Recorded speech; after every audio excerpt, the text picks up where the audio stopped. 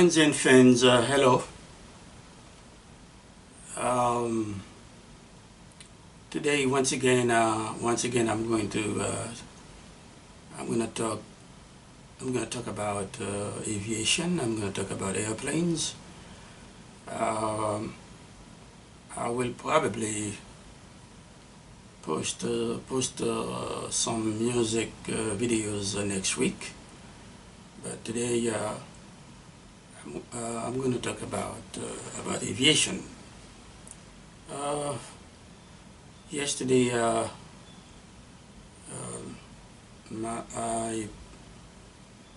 posted a video regarding the standard atmosphere in aviation that ICAO developed and distributed for use in the by the aviation industry all over the world, in order to promote safety and security and efficiency, and also the growth of the industry. ICAO, the International Civil Aviation Organization,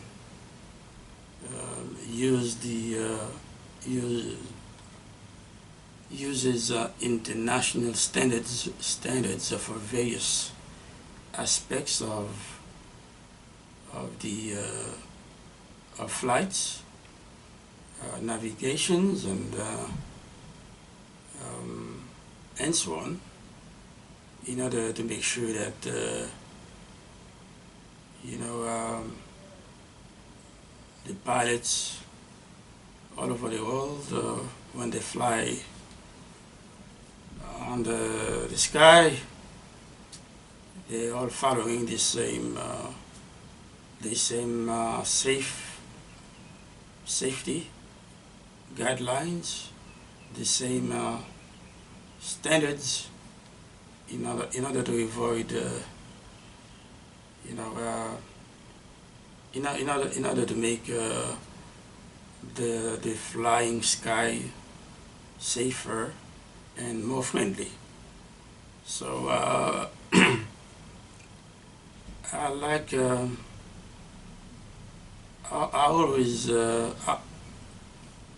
I always like to talk about the atmosphere, the air, because without the air, the aircraft would not be able to fly. As a matter of fact, without the air, the aircraft would not even be able to take off. Would not even be able to leave the ground and take off. So this is why it is very, very crucial to understand a few things about the atmosphere. So of course, we know that the air has a lot of properties, that affect the performance of the aircraft in flight. So it's always it is always good to study, to understand a few things about the behavior of these properties that affect the aerodynamic forces that influence the behavior of the aircraft flying. in the air. So yeah, I talked about in my last video. I talked about the ICAO, which actually standardize a lot of procedures, you know, in order for the for the aviation industry, for the aviation industry, or for the world to follow, and to make sure that the sky is safe not only for one part of the world but for the entire world, So today I want to talk about in my future, in my very near future videos, I'm going to talk about how the airspeed of an aircraft, how the airspeed of an aircraft is measured. Okay, how the speed of an aircraft flying in the air is measured. Fans and friends, when you're driving your car, when you're driving in your car, you look at your speedometer and you know how fast or how slow you're driving. Well, but I don't think this determination has nothing to do with the air, with the airflow. I don't think that has anything to do with the pressure of the airflow, with the density of the airflow, with its temperature. I don't think so. I don't think you being able to see how fast you're driving by looking the speedometer in your car, I don't think the air has anything to do with that. But in an airplane, it's the opposite. In an airplane, it's the opposite, because for an aircraft, for a pilot to determine how fast how fast or how slow he or she is flying,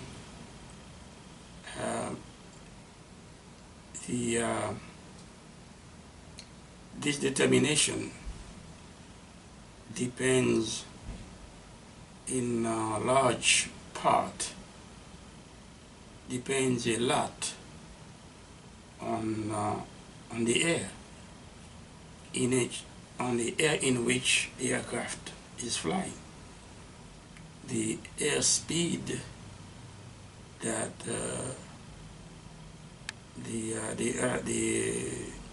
of the aircraft flying in the air depends largely on the properties of the air itself. So there is something called continuity equation, and if every time you hear about continuity equation, think of constant airflow, unchanged airflow. That's basically what the continuity equation is about. It's about the airflow flowing at a constant motion. It's unchanged. So if you imagine that, just imagine, just in your head, think about a pipe, and then that pipe is made of, let's say, 3 sections. You got section 1 in the pipe, you got section 2 and section 3. In that pipe, the beginning, the front part of the pipe, and which is section 1, and the last part of the pipe, which is section 3. Those 2 parts are equal. They are equal in size. And section 2, which is the middle section of the pipe, is squeezed inward, so giving the pipe a shape, a curved shape in the middle. So you have something like this. Okay. So if you now let excuse me, let a stream of air flow into that pipe, you know, and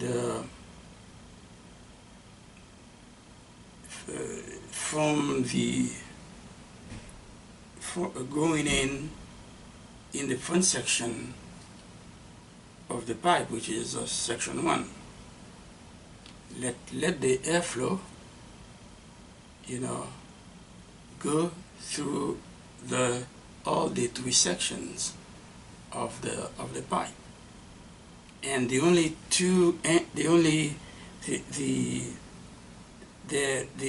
that air will not flow through any other part of the pipe, not through the sides, just the front end and the aft end. Okay, so just imagine that you got a pipe, and the front section and the back section are equal in size, and the middle section is squeezed up. That means when the air flows through all the 3 sections, in the middle section, the air is kind of the area that air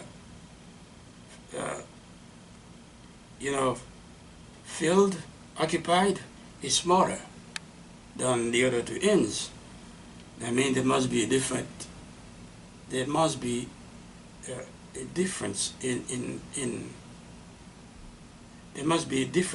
differences in pressure between those 3 sections, because you have two big sections and a squeezed section in the middle. So there, right there, we can see there's differences in static pressure between among those 3 sections. So we know that the mass of air, I would say, entering the pipe is doing so in a given time, in a given unit of time. So the mass of air, so since the front part, the start of the pipe, is the same.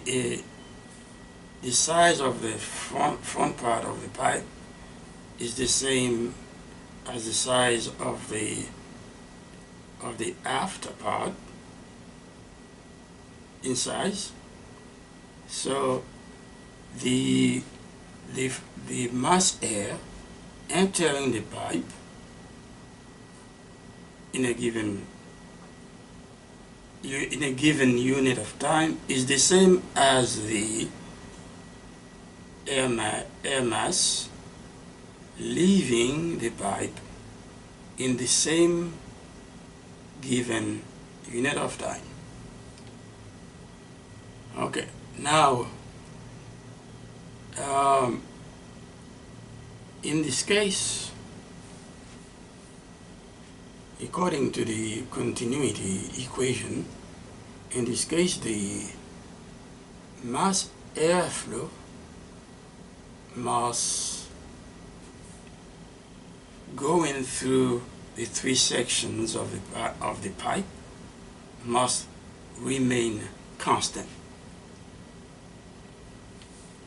I don't know if you get it.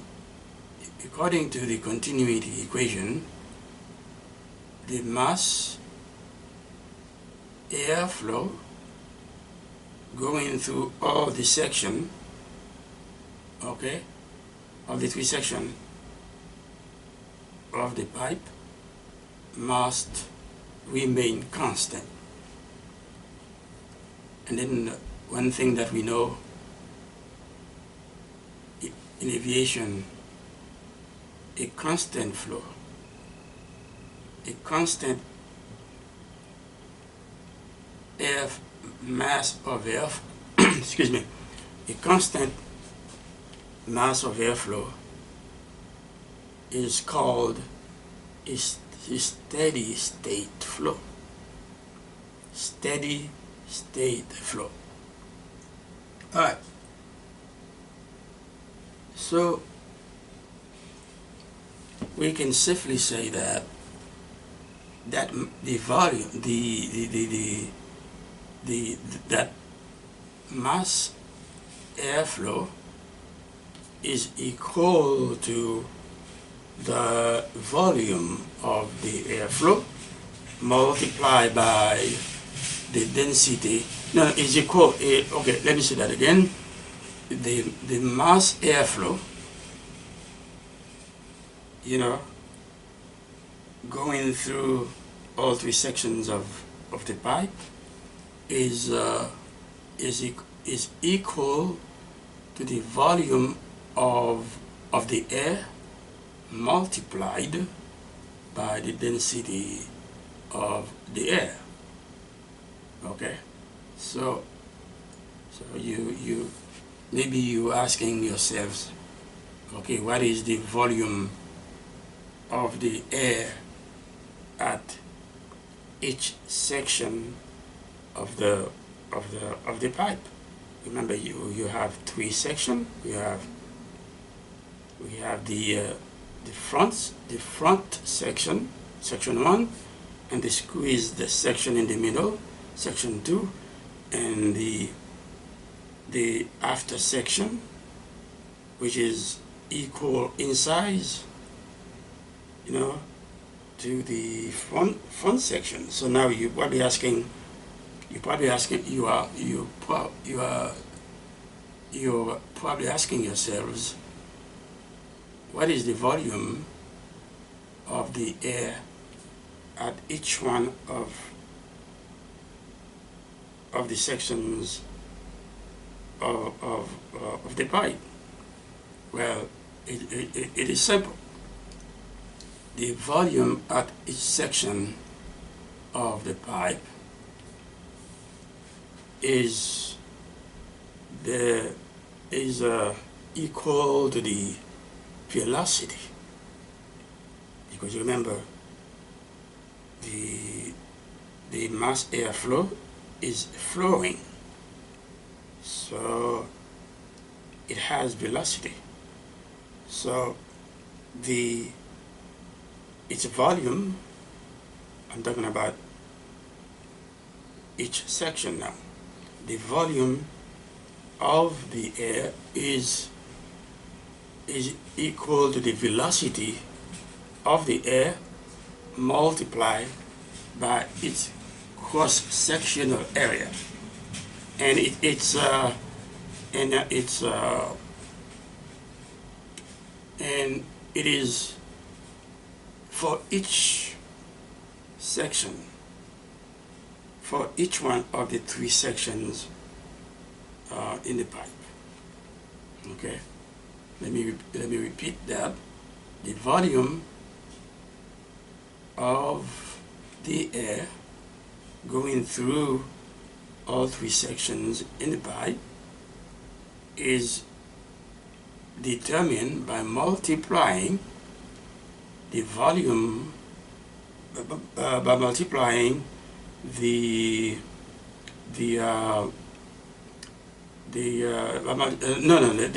I'm talking about by multiplying the velocity of the air by the area, the cross-sectional area at that section.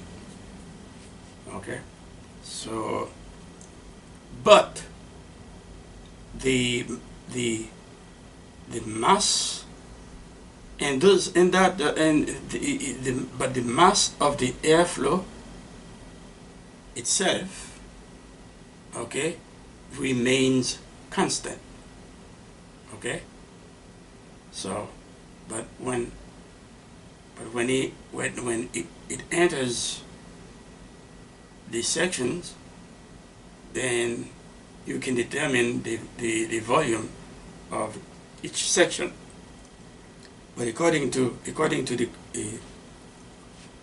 continuity equation, the mass airflow going through the pipe must remain constant, okay, unchanged. All right, so okay, in more details, we can say that the mass airflow itself is the product of its density of its area, and I would say let's see, and yeah, the product of its density, the area, and there's one more, and the velocity. Okay, the mass airflow that is going through the three section of the pipe. In more details, it's it equals to the product of its density, its in the area, and its velocity. Okay, and in that case, if you imagine in your head the shape of the pipe where the section number 2 is squeezed, so we know that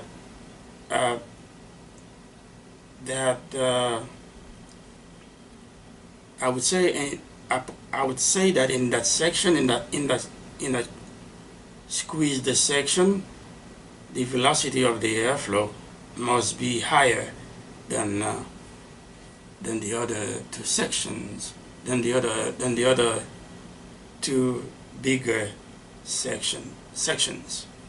So we can safely say velocity.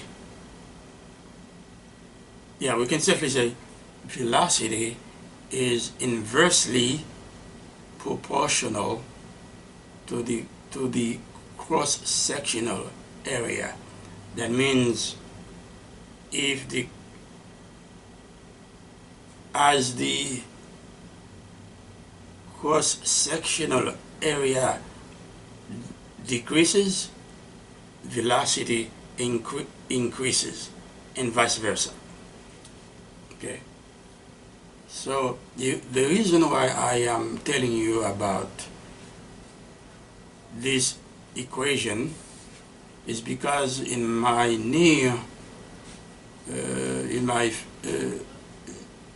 future videos, I'm going to talk about how the airspeed, how the speed of an aircraft is measured. Okay, um, it is not definitely it's not like you see in your car. You just look at your speedometer and then you know how fast you're driving. The air, I don't think the properties of the atmosphere or the air has anything to do with you seeing, you know, how fast that you're driving in your car. But in the aircraft, to know how fast the aircraft is driving, no, is flying. To know how fast an aircraft is flying in the air, you know, we must know how that air affects the behavior of the aircraft and the behavior of the forces, of the aerodynamic forces that are acting on the aircraft itself. So I think I'll talk about a few of these properties, such as temperature, pressure. So that's the reason why I'm talking about this equation, the continuity equation, because that air pressure,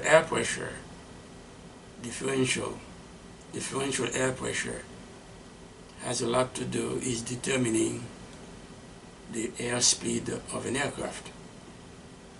That's what I'm going to cover in the near future, maybe even next week.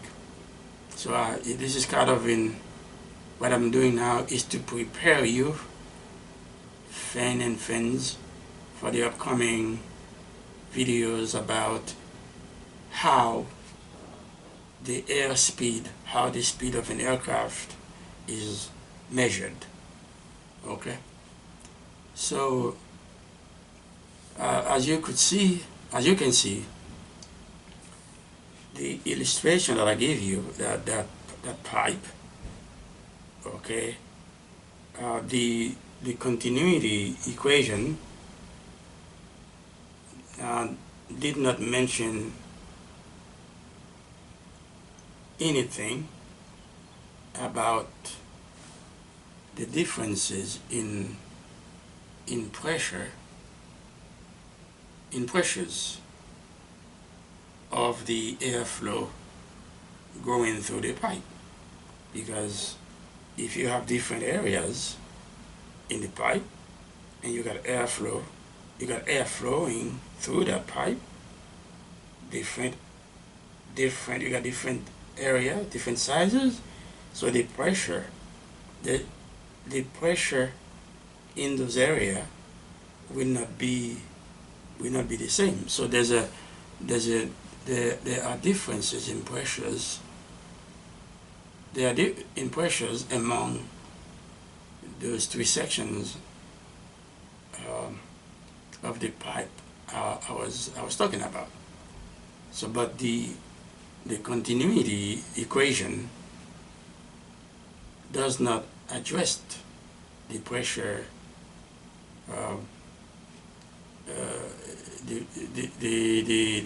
the pressure's existence in the airflow flowing in the pipe. Okay, this is where Mr. Bernoulli came in. Bernoulli realized that equation was not complete, because it did not address the differences in pressures of the airflow in the pipe. So what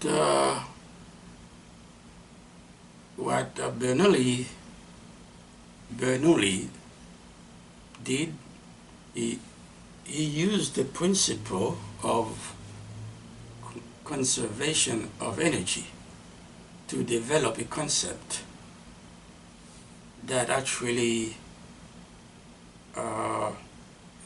let us know, a concept that explains the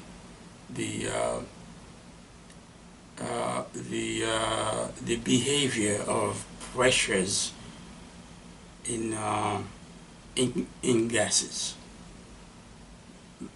Bernoulli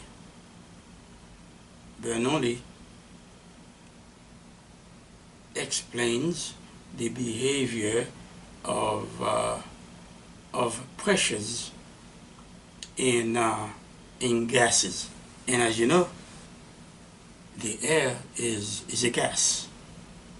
So what Bernoulli uses, Bernoulli used the Venturi to illustrate, to explain the behavior of pressures in gases, which the continuity equation did not mention. So basically what Bernoulli is telling you and me is that the airstream going through that pipe, going through the three sections of the pipe, has energy. Okay? And that energy is in two forms. That energy of the airflow going through the sections of the pipe has two forms. The first one is the potential energy, which is actually the static pressure of the air, and then the kinetic energy of the flowing of the airflow. Kinetic energy, which is actually the dynamic pressure of the airflow. So that's what Bernoulli was, that's what Bernoulli saw missing in the continuity equation. Okay? The air moving, the airflow which is moving, has energy in two forms. Potential energy, which is the static pressure of the air, and kinetic energy, which is the dynamic pressure of the air. Okay, those two pressures can change. Okay, if one increases, the other one will probably decrease. If one of them decreases, the other one will probably increase. All right, this is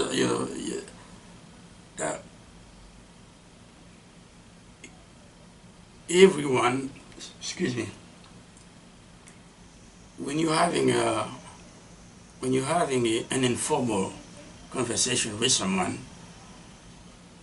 more than likely you're going to make some mistakes. You're going to make speech mistakes, and then I do. But some of them, if I catch them right away, I try to correct them. But if I did not catch them, and then when I'm listening to the video, when I'm watching the video, and then I hear them, I don't go back and edit, but I know they're there, and I will. What I do is learn from them. So back to the Bernoulli concept. So like I said, the potential static pressure can change, just like potential energy. Dynamic pressure can change, just like kinetic energy. But total energy, which corresponds to total pressure, remains constant. And the total pressure, let's see, total energy is the sum of potential energy and kinetic energy. Total energy equals potential energy plus kinetic energy. Okay, then if you translate that into pressure, total pressure equals static pressure plus dynamic pressure. So that's basically what Mr. Bernoulli tried to explain in the illustration of the Venturi. Okay, the behavior of pressure in gases such as air, and the differential pressure that exists among all those pressures, and then all those things put together affect the behavior of the forces that are acting on the aircraft in flight, and that will allow you and me to have smooth flights and get to our destinations safely, and enjoy the aviation industry, which is really very sophisticated and you know, sophisticated and very, very, very interesting industry. So next time, and like I told you earlier, this video today is in preparation. Is to prepare you for the next for the future video that for the near future videos that I'm going to post to